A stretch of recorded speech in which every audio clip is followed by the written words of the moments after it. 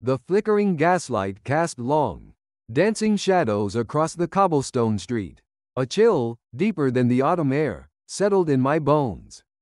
I was drawn into this labyrinthine alley, not by curiosity, but by a dread I couldn't name.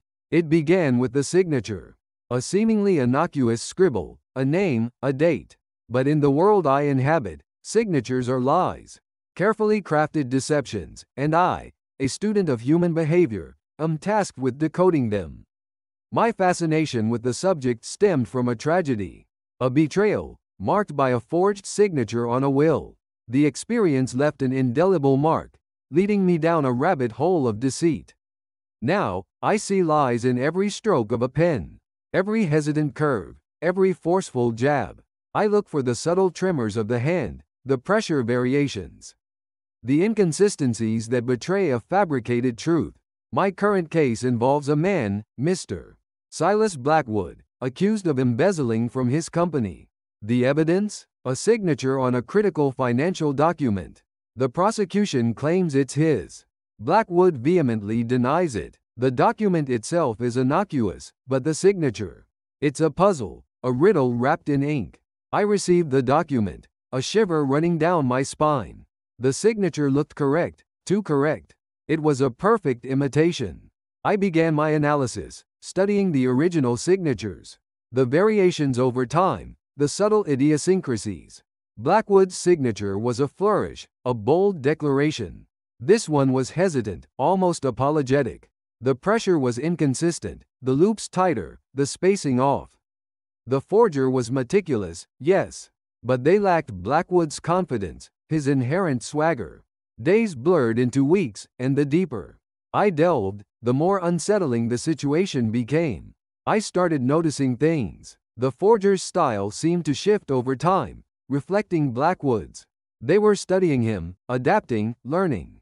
It was a disquieting dance between predator and prey.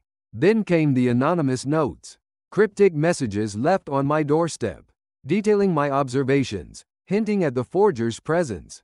He watches you, they read.